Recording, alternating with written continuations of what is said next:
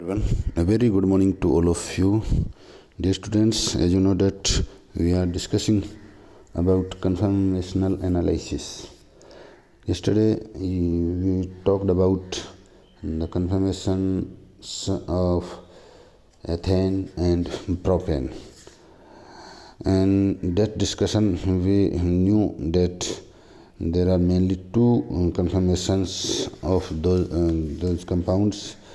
First one is staggered conformation, which is more stable due to less repulsion between groups, and second one was eclipsed conformation, and that was comparatively less stable. And these students, in spite of these conformations, we also talked about third conformations, which is skew conformations, which is more stable than eclipsed form but lesser than staggered form. Today we are going to discuss about conformations of N-butane and conformations of cyclohexane, which is very important discussion with respect to examinations. सबसे पहले N-butane के conformation की हम बात करेंगे. तो dear student, let me tell you that N-butane में carbon carbon के दोनों परमाणुओं पर दो हाइड्रोजन परमाणु और एक एक मेथिल समूह बंधित होता है. इसलिए अणु में उपस्थित कार्बन कार्बन एकल बंध के एक कार्बन परमाणु को स्थिर रखकर दूसरे कार्बन परमाणु को इस बंध के सराउंडिंग में निश्चित कोण से, जैसे 0 डिग्री से 360 डिग्री के बीच से रोटेट कराने पर हमें मुख्य रूप से 4 कन्फर्मेशंस प्राप्त होते हैं, जिनमें सबसे पहला जो कन्फर्मेशन हम जिसकी बात करेंगे वो है फुल्ली एक्लिप्स्ड फॉर्म, पूर्णतया घर्षित रूप. ये है जो स्वरूपण है वह 0 डिग्री या 360 डिग्री के डाइहेड्रल एंगल या द्वितल कोण पर प्राप्त होता है. इसमें दोनों कार्बन परमाणुओं के मिथाइल समूह एक दूसरे को कंप्लीटली कवर कर लेते हैं, ढक लेते हैं. घर्षित रूप में अनाबंधी प्रतिकर्षण नॉन बॉन्डेड रिपल्सन जो है वो बड़े समूह अर्थात मिथाइल समूह हाइड्रोजन की तुलना में, जैसा कि एथेन और प्रोपेन में हमने बात की थी, वहाँ की तुलना में यहाँ मिथाइल समूह उपस्थित है. इसलिए नॉन बॉन्डेड रिपल्सन जो है वो अधिकतम होता है. यह घर्षित रूप की ऊर्जा जो है वो अधिकतम होगी और इसका स्टेबिलिटी जाहिर तौर पर सबसे कम होगा. स्टूडेंट्स, एक गाच्य फॉर्म या गॉस फॉर्म की अगर हम बात करें N-ब्यूटेन के लिए, तो ब्यूटेन के गॉस रूप 60 डिग्री और 300 डिग्री के डाइहेड्रल एंगल पर प्राप्त होते हैं.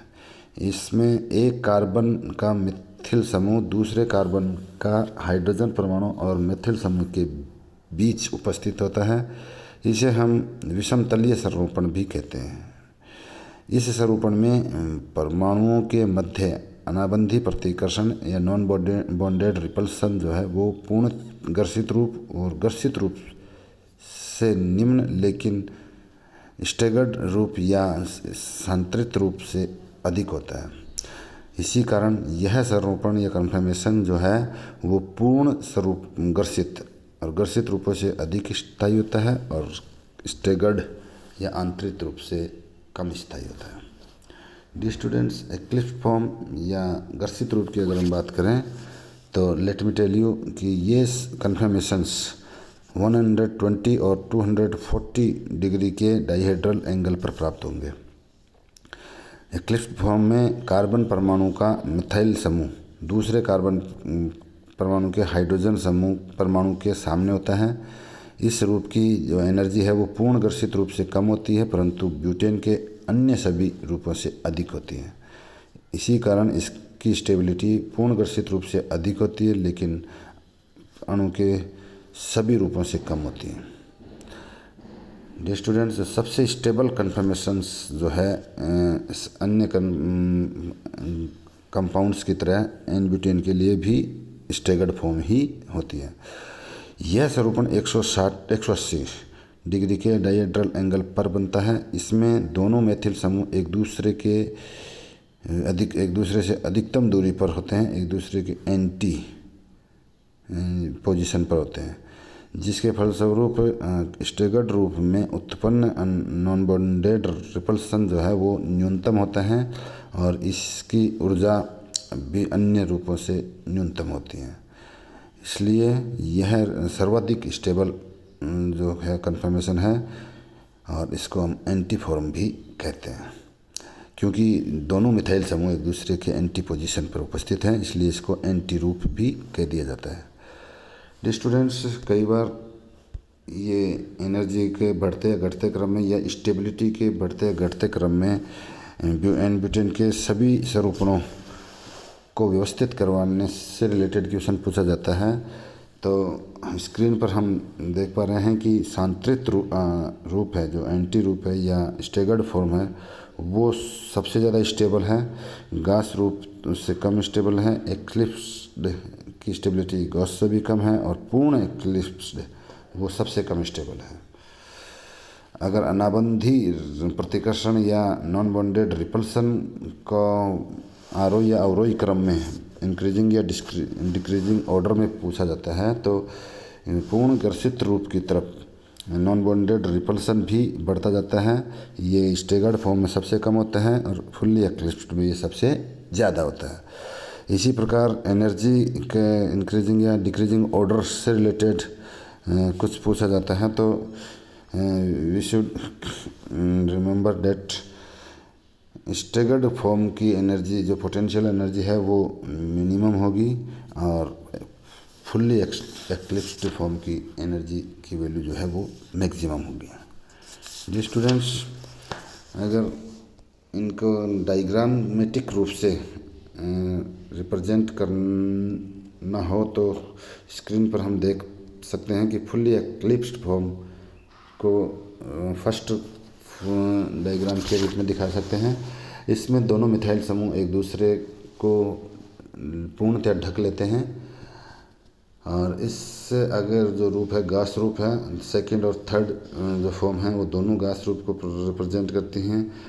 सांत्रित या एंटी रूप में हम देख पा रहे हैं कि इसमें मिथाइल समूह दोनों जो हैं वो एक दूसरे के एंटी पोजीशन पर व्यवस्थित हैं। जी स्टूडेंट्स, ये स्ट्रक्चर नंबर 5 जो है वो घर्षित रूप को दर्शा रही है। स्ट्रक्चर नंबर 3 की तरह, और जो गॉस फॉर्म है वो सेकंड और 6th स्ट्रक्चर्स के रूप में दर्शा सकते हैं हम। यहाँ दोनों ही स्ट्रक्चर नंबर 2 और स्ट्रक्चर नंबर 6 में दोनों में ही गॉस फॉर्म के लिए एक क्लू यहाँ देखने को मिल रहा है कि इनमें मिथाइल समूह 60 डिग्री एंगल पर होते हैं दोनों में ही।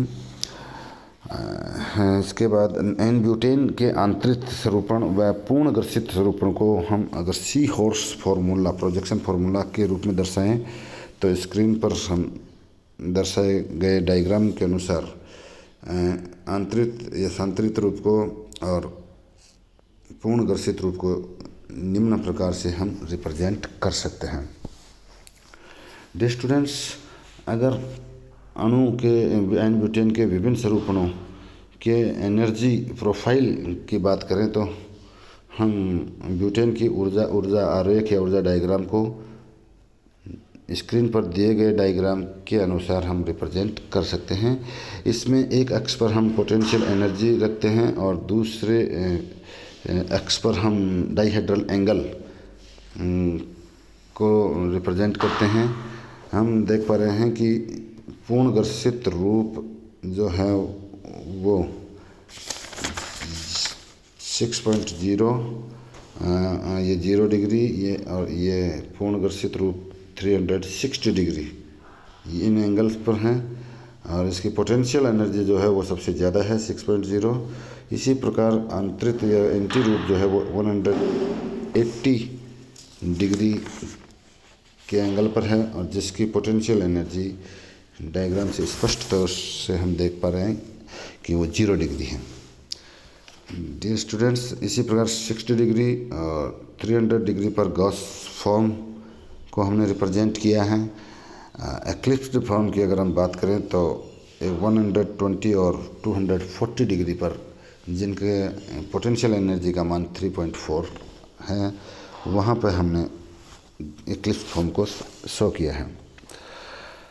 डियर स्टूडेंट्स, ये डायहेड्रल एंगल एंटी के लिए डायहेड्रल एंगल का मान क्या है, एक्लिप्स के लिए डायहेड्रल एंगल के मान क्या होते हैं, ये हमें याद रखना चाहिए। We should remember them because कई बार कॉम्पिटिटिव एग्ज़ाम्स में इनकी वैल्यूज से रिलेटेड क्वेश्चन पुट अप किया जा सकता है। अब इसके बाद हम साइक्लोहेक्सेन और उसके डेरिवेटिव्स की कन्फर्मेशनल एनालिसिस की बात करेंगे। तो let me tell you that cyclohexane एक साइक्लिक स्ट्रक्चर होती है जिसके रिंग में 6 कार्बन एटम्स उपस्थित होते हैं और 12 हाइड्रोजन परमाणु उपस्थित होते हैं।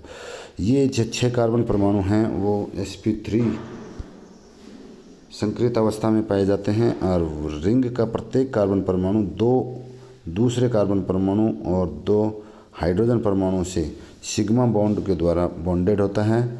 इसमें carbon carbon carbon hydrogen carbon carbon और हाइड्रोजन कार्बन हाइड्रोजन बॉन्ड की भी जो वैल्यू है वो 190.28 डिग्री होती है, जो कि sp3 संक्रित एटम कार्बन एटम से रिलेटेड बॉन्ड एंगल है।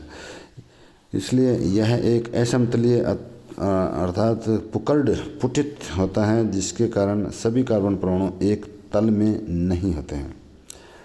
वलय में 6 कार्बन कार्बन सिग्मा बॉन्ड से बने बंद वलय होने के कारण मुक्त घूर्णन संभव नहीं हो पाता है। इसके कारण साइक्लोहेक्सेन और इसके डेरिवेटिव में विभिन्न स्वरूपण हमें प्राप्त होते हैं।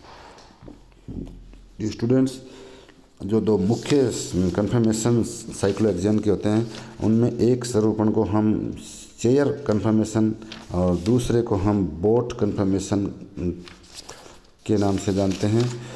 सबसे पहले हम चेयर कन्फर्मेशन की बात करें तो विकृति जो है पुकड़ या विकृति पुकड़ वाला विकृति से बनती हैं और विकृति से बचने के लिए साइक्लोहेक्सेन के एक अणु में एक ही समय में अनेक कार्बन कार्बन बॉन्ड्स में घूर्णन होता है, जिसके फलस्वरूप अणु वह स्वरूपण प्राप्त कर लेता है जिसमें एकांतर कार्बन परमाणु 2 विभिन्न तलों में व्यवस्थित होकर एक सुदृढ़ पुकड़ वलय पुटित वलय संरचना बनाते हैं, जिसे कुर्सी या चेयर कन्फर्मेशन अपन कहते हैं, क्योंकि इसका आकार कुर्सी जैसा होता है। साइक्लो यहाँ रिंग यहाँ स्ट्रक्चर के रूप में भी हम स्क्रीन पर हम देख पा रहे हैं कि ये ऑलमोस्ट चेयर की तरह दिखाई देती है। साइक्लोहेक्सेन का एक कुर्सी रूप जब दूसरे कुर्सी रूप में इंटरकन्वर्ट होता है तो इसमें एक कुर्सी रूप के सभी 6 अक्षीय कार्बन हाइड्रोजन बॉन्ड जो हैं वो विषुवतीय या हॉरिजॉन्टल हो जाते हैं, इक्विटोरियल हो जाते हैं और सभी 6 इक्विटोरियल या विषुवतीय कार्बन हाइड्रोजन बॉन्ड वो एक्सियल या अक्षीय हो जाते हैं। इस अंतर परिवर्तन के लिए 46 किलो कैलोरी पर किलो जूल पर मोल एनर्जी की रिक्वायरमेंट होती है।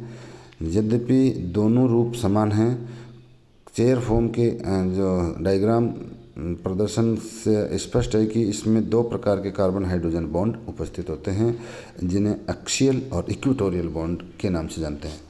एक चेयर फॉर्म में 6 कार्बन हाइड्रोजन बॉन्ड एक्सियल होते हैं और 6 carbon hydrogen bond equatorial position में होते हैं। इसको डायग्रामेटिक रूप में भी हम देख सकते हैं। ए यहाँ पर जो है वो एक्सियल पोजीशन को बता रहा है और ई जो है वो इक्विटोरियल पोजीशन को हम को रिप्रेजेंट करते हैं। तो जाहिर से है कि किसी भी कुर्सी स्वरूपण में टोटल जो 12 कार्बन हाइड्रोजन बॉन्ड हैं उनमें 6 एक्सियल पोजीशन पे होते हैं और 6 जो हैं जो बचे हुए वो इक्वेटोरियल पोजीशन या विषुवतीय पोजीशन पे होते हैं, लगभग ऑलमोस्ट वो हॉरिजॉन्टल रूप में होते हैं। Dear students, Newman projection formula अगर हम इनका देखें कुर्सी स्वरूपण का, तो उनसे स्पष्ट है कि साइक्लोहेक्सेन में कुर्सी स्वरूपण में सभी कार्बन हाइड्रोजन बंद स्टेगर्ड होते हैं, अतः अणु में कोई बंद विरोधी तनाव या बॉन्ड एक्लिप्सिंग स्ट्रेन की पोजीशन में नहीं होता है। न्यूमैन प्रोजेक्शन फार्मूला में कार्बन नंबर 2 कार्बन नंबर 1 के पीछे और कार्बन 4 कार्बन 5 के पीछे पाया जाता है, जैसा कि हम इस स्ट्रक्चर में देख पा रहे हैं। इसलिए इन्हें हम डायग्राम में नहीं दिखाते हैं, कार्बन नंबर 2 को और कार्बन नंबर 5 को। कार्बन 2 और 4 से बंधित होने के कारण कार्बन 2 और कार्बन 3 और कार्बन 4 बंधों को वृत्त या सर्कल की परिधि से खींचा जाता है, जबकि कार्बन 6 परमाणु कार्बन 1 और कार्बन 5 से बंधित होने के कारण कार्बन नंबर 1 कार्बन 6 व कार्बन 5 कार्बन 6 बॉन्ड को जो है वो सर्कल के सेंटर से खींचा गया है। ये स्टूडेंट्स, पुटित आकृति के कारण सभी कार्बन परमाणु या पुकर्ड रिंग के कारण सभी कार्बन परमाणु चतुष्फलकीय या टेट्राहेड्रल व्यवस्था प्रदर्शित करते हैं, इसलिए स्वरूपण बंधीय विकृति से भी मुक्त होता है।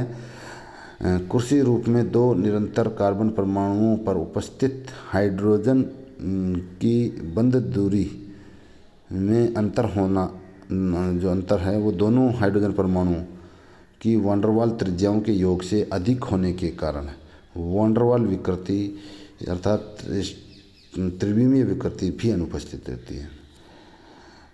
कुल मिला के पुटित आकृति के कारण यह कुर्सी स्वरूपण ऑलमोस्ट सभी प्रकार की जो टोर्शनल हैं विकृतियाँ हैं उनसे मुक्त होता है। कुर्सी रूप में किसी प्रकार की विकृति नहीं होने के कारण यह स्ट्रेनलेस या तनाव रहित है।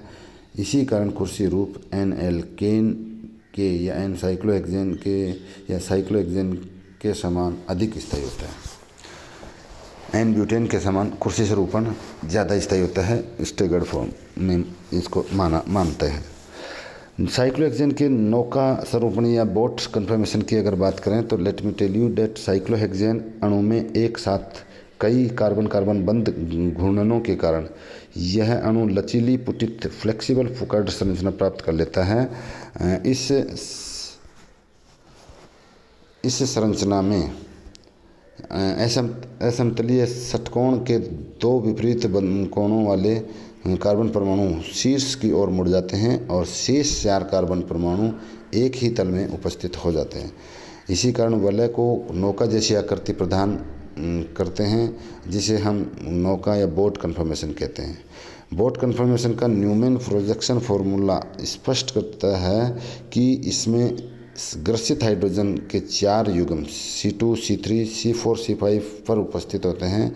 2 कार्बन हाइड्रोजन बॉन्ड C1 व C4 पर एक दूसरे के अति निकट होते हैं, जिन्हें हम बॉ-स्प्लिट फ्लैग पोल बॉन्ड कहते हैं।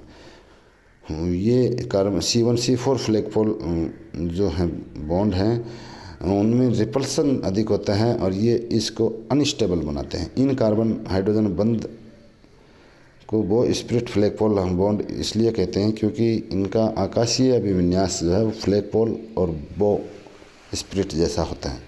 इन दोनों फ्लैग पोल व बॉ-स्प्लिट हाइड्रोजनों के मध्य दूरी बहुत कम होती है। ये ऑलमोस्ट लगभग 0.18 नैनोमीटर के समथिंग होती है।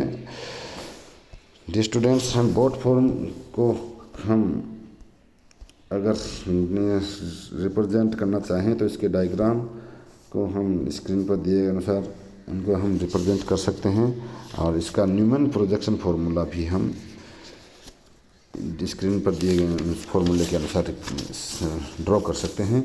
इसमें हम न्यूमैन प्रोजेक्शन फार्मूला में देख पा रहे हैं कि फ्लैग पोल जो बॉ-स्प्लिट हाइड्रोजन हैं वो अति निकट होते हैं और इसमें जाहिर तौर पर अधिक रिपल्सन होगा जो इसको अनस्टेबल बनाता है।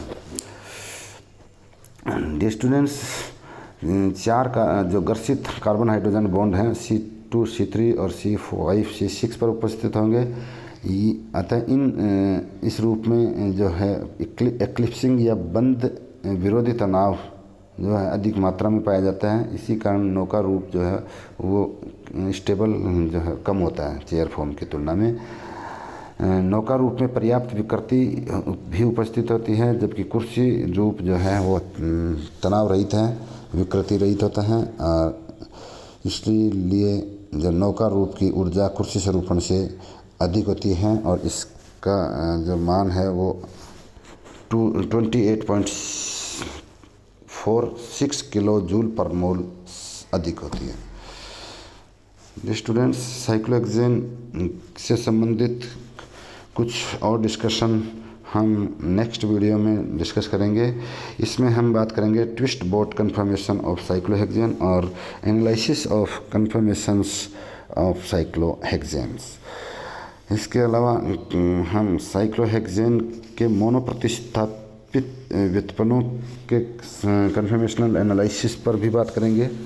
तब तक के लिए आप अपनी पढ़ाई, अपने स्वास्थ्य और आनंदम से संबंधित अपनी नैतिक जिम्मेदारियों का पूर्णतः निर्वहन करेंगे, ऐसी मैं पूरी आशा रखता हूँ।